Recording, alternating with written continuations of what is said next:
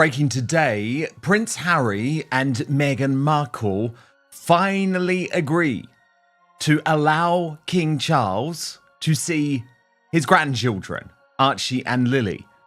It's going to be via a Zoom call. Aren't they so generous? To allow, the head of state of our country to lay eyes on their two children, who, of course, are in the line of succession, but even we're not allowed to see them. This from Shooter Scoot, who writes, the royal thaw may be happening faster than expected. After tea with Prince Harry at Clarence House, King Charles is already planning the next step, a Zoom call with Meghan Markle and his grandchildren, Archie and Lilibet. It's been more than 3 years since he's seen them properly.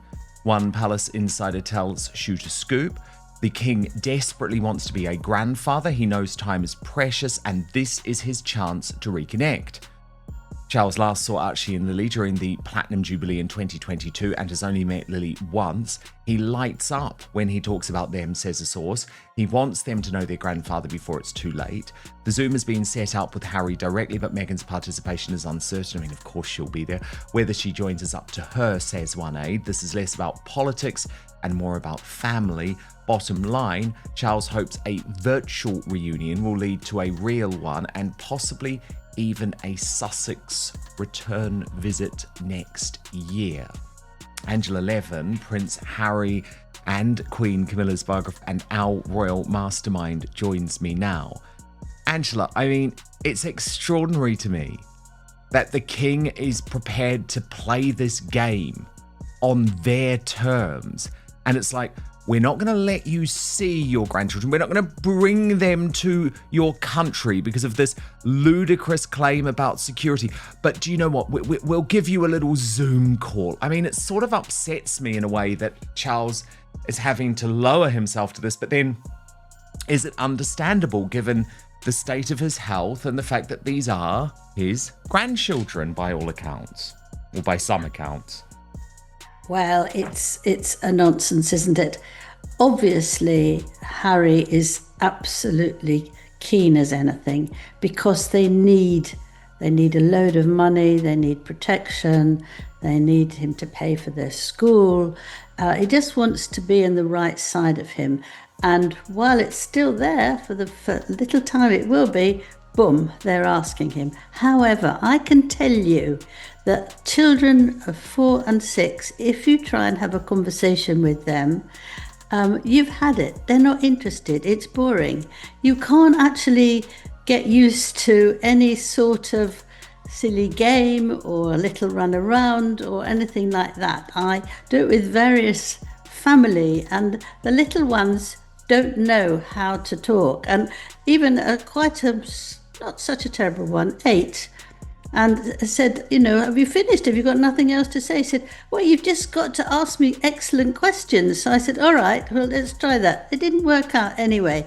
And that was because they're very friendly. They see me loads. So it's just that it's boring for children. Why would they want an old man there for them? That's how you see him if you're small, and actually feel that everything's going to be honky-dory. How can the king know what jokes to say, ask them questions, what they've done? If they say, what were you doing yesterday? Oh, don't know. I mean, it's just ludicrous.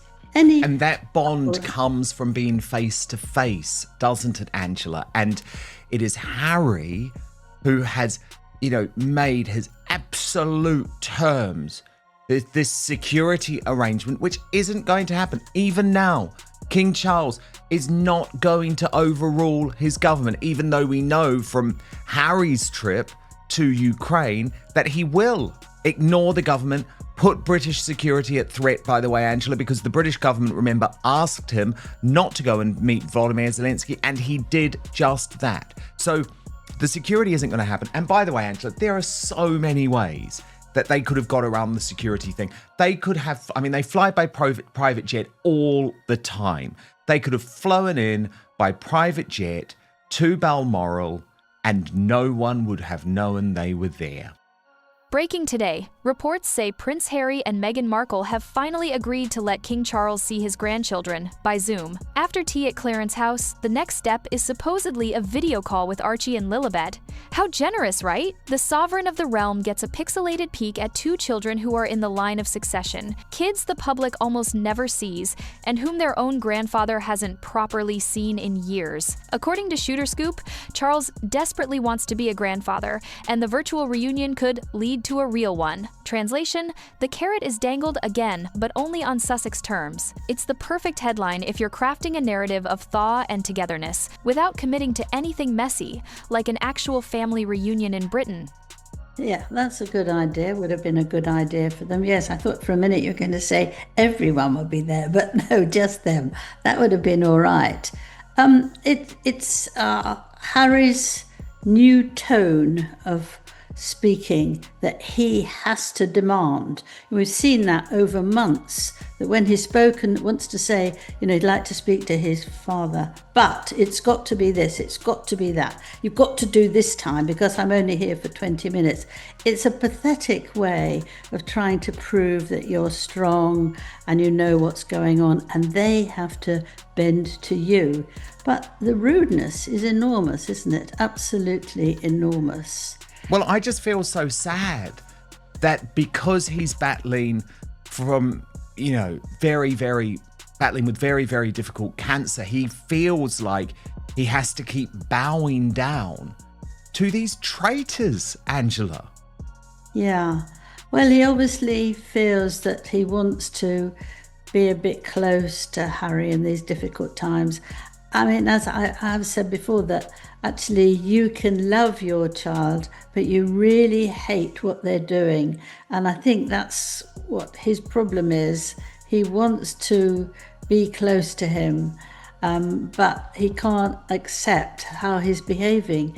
And I don't think it's too bad. He'll do that. It's not going to make much difference. I think they're thrilled that they've won, one cup of tea in 20 minutes, and it's not going to make much.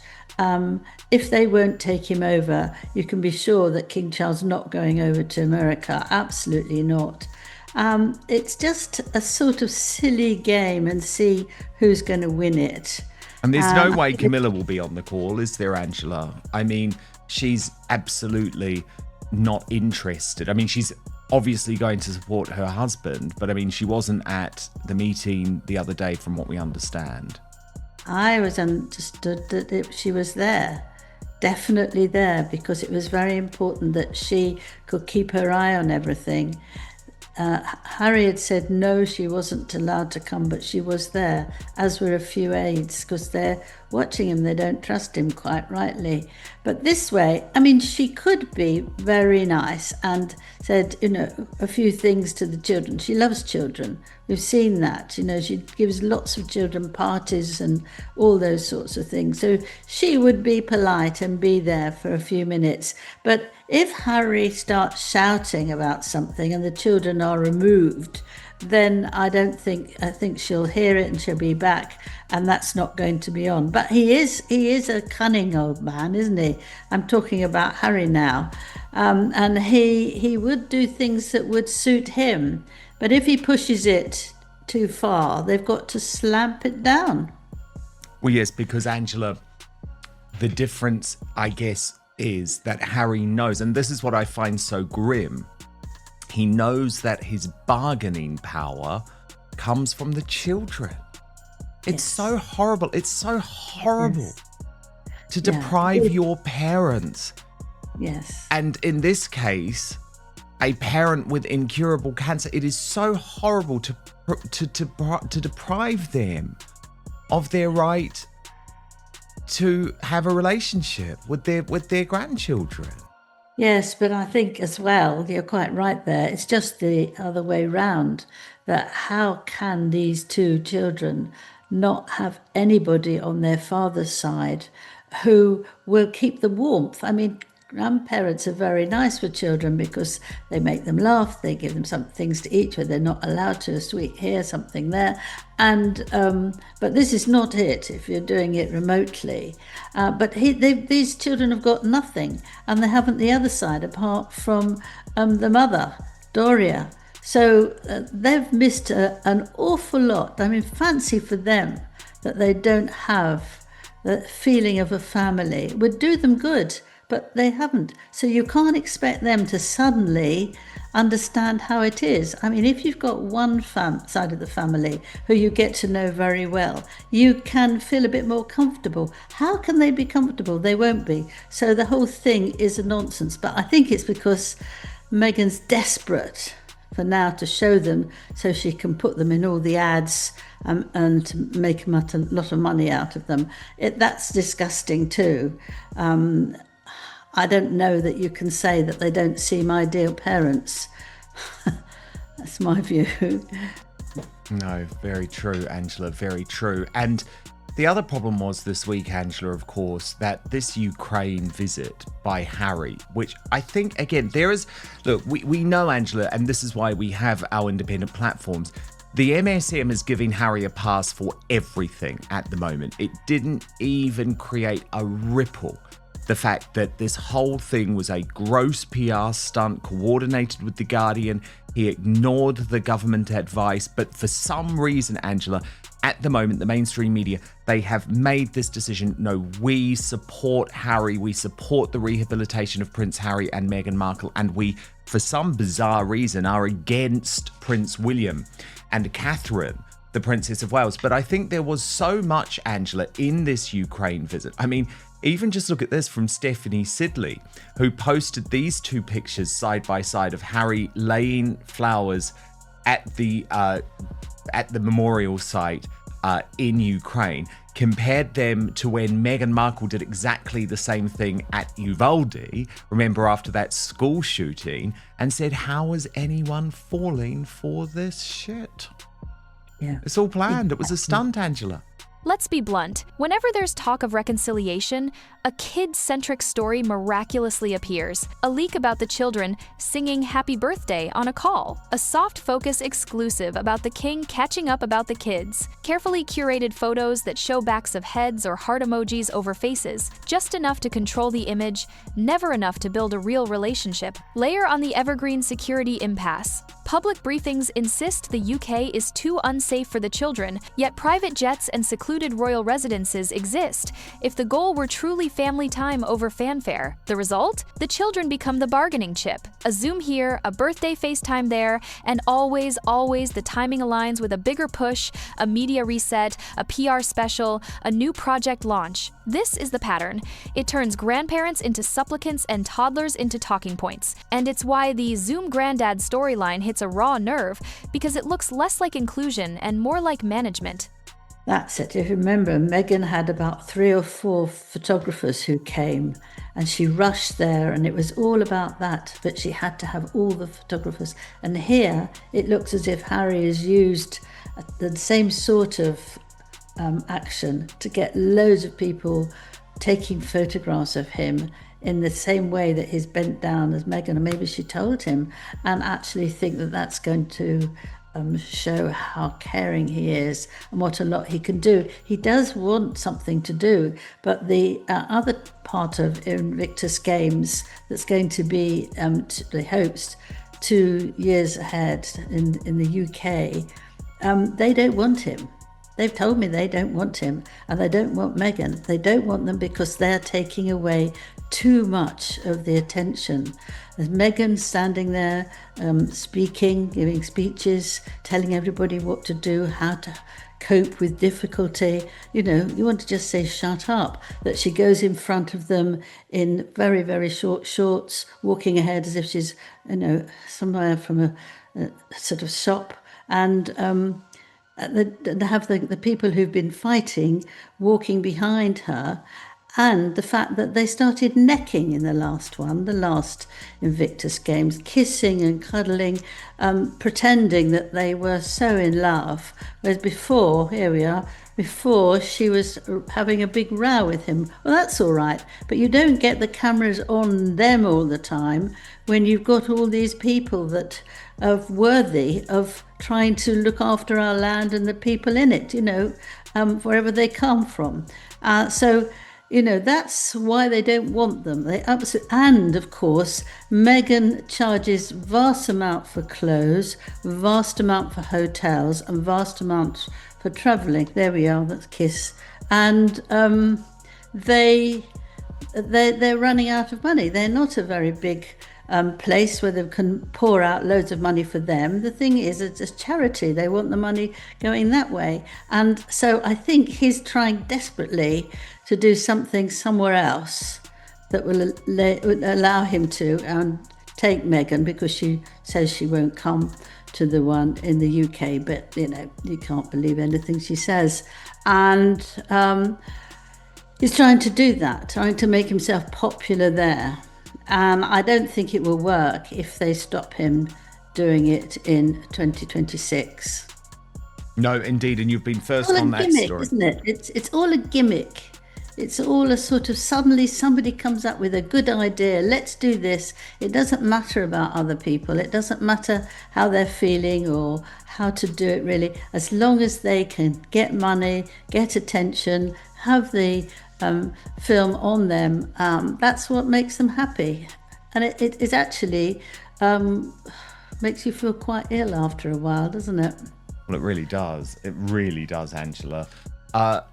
The other thing is that there's been a lot of suggestions that Harry just doesn't care anymore about how much he humiliates Charles. And this is from Shooter Scoop, Angela, in regards to the interview, the Guardian interview, but from a furious Palace insider who says Harry doesn't realise how humiliating this is for Charles. You don't win back your father by trashing him on the record again. And then a senior royal source hisses, they say to Shooter Scoop, Harry's mouth is his biggest problem. Every time he speaks, it costs him another ounce of goodwill. Then another insider snapped he cannot help himself. It's like an addiction. He craves the spotlight more than he craves his family. I mean, that's utterly damning. And courtiers say they're bracing for Harry to claim he was misquoted, but they aren't buying it. That excuse won't fly anymore, Palisade fumes. We know what he said, and so does the world. This is self-sabotage, pure and simple. And Shooter Scoop writes, bottom line, Harry insists he wants healing, but with every interview, he makes sure reconciliation slips further away. So it looks like there's quite a lot of anger, Angela, emanating out of the royal family. Good. It's bound to, actually, because they haven't got this amazing love between father and son. It's hard to deal with that, or mother and daughter, or mother and son. There's something there that stays right from the beginning all the way through. But the staff aren't like that. They're dedicated to the king. They are so respectful. They work very hard. They don't get much salary, but they don't like him being wounded. And I think that's what it's all about, because the king is fine when he's out and about, talking to people, finding out about people. That's what he loves most. But if he's got a bad day or pain, or he's fed up with taking more tests and more examinations, and it's very hard to deal with. You talk to anybody who's got a cancer like that, or cancer at all, or a cancer that might come back, it's always there, sitting on your shoulder, making sure that you know what could come. So you haven't got so much energy, you haven't got so much patience, you haven't got so much ziz, which you had before, but you're doing your best, your absolute best. Whereas Harry is not. Harry spots if there's a hole that he can actually dig into. He's just like that. He's not caring we can see from what he's done and what he's said, he pretends it hasn't happened. All those terrible things to say they're trapped and all that. Now he wants to be trapped himself. Suddenly, being trapped as a member of the royal family is fine. It's good. It's what he wants. Can't wait. And yet before he's been so rude about that, about William and the king. He's somebody who doesn't take anything back, doesn't apologise. I'm sure he hasn't apologised yet, actually. He's waiting for an apology for Meghan. What for? Nobody seems to guess.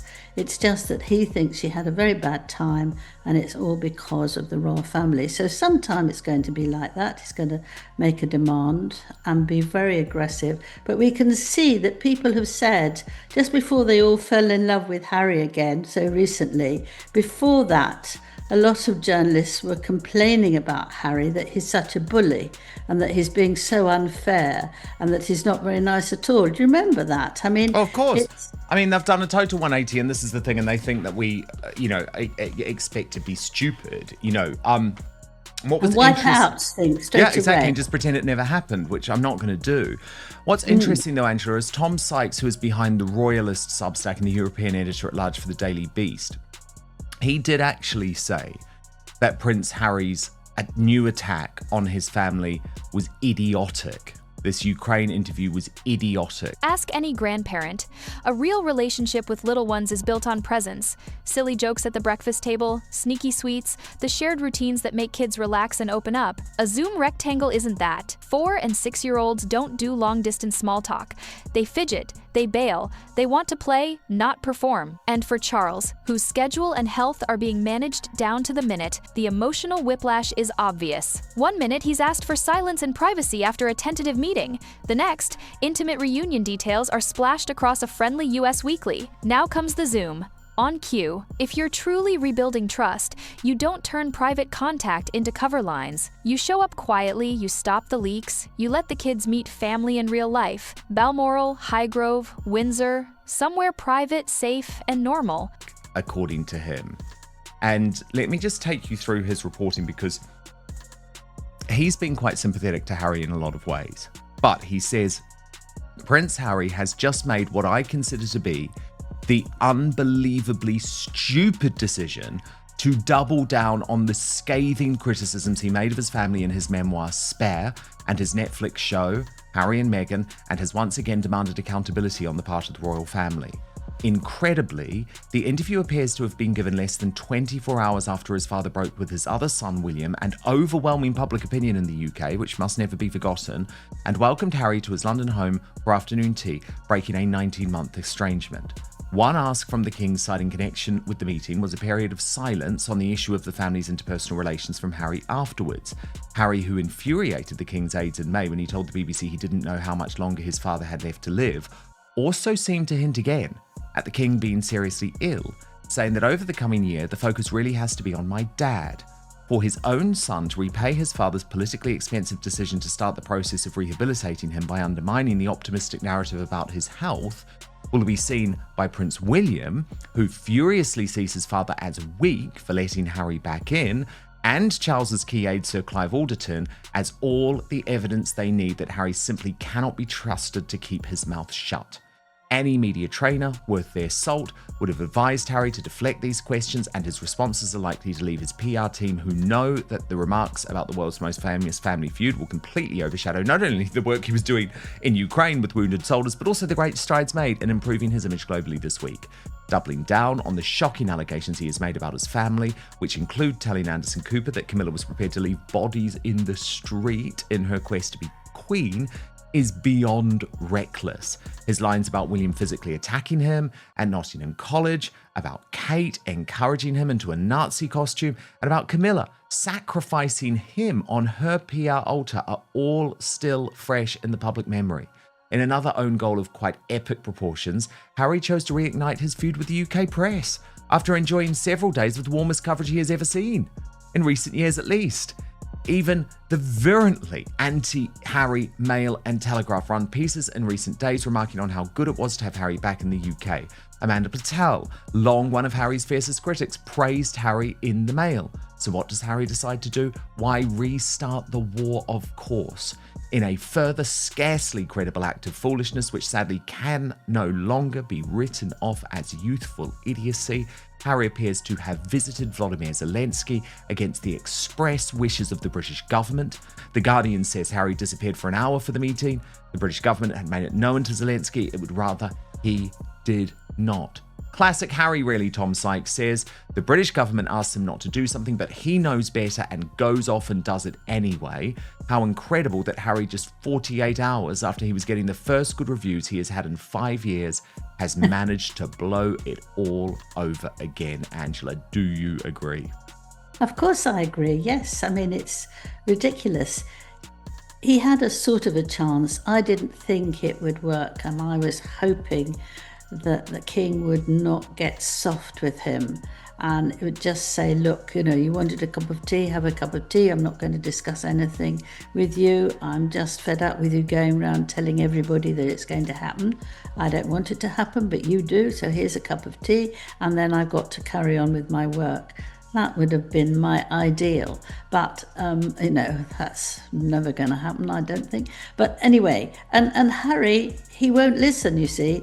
Meghan, he will. He listens to Meghan. Whatever she tells him, he listens to it, and that's it. Only Meghan. As ever, Meghan. As ever. Don't use those words, Angela. She's corrupted them. If this is genuine, here's what it looks like. A private visit on neutral, secure ground. No photographers, no sources, no merchandise, friendly tie-ins. A total halt on briefing intimate details of calls or meetings. No tears, hugs, who cried first. A child-first approach. Short, simple, repeated time with grandparents so the kids form their own bond. Off-camera, off-grid. If instead we get more Zoom fanfare, more exclusive play-by-plays, and more strategically timed kiddie cameos around media projects, we'll know exactly what's going on. The children aren't family, they're leverage. Your take. Does the Zoom move feel like reconnection or another round of PR brinksmanship using Archie and Lilibet as pawns? Drop a comment below, hit subscribe, and we'll keep tracking what actually happens, not just what gets briefed.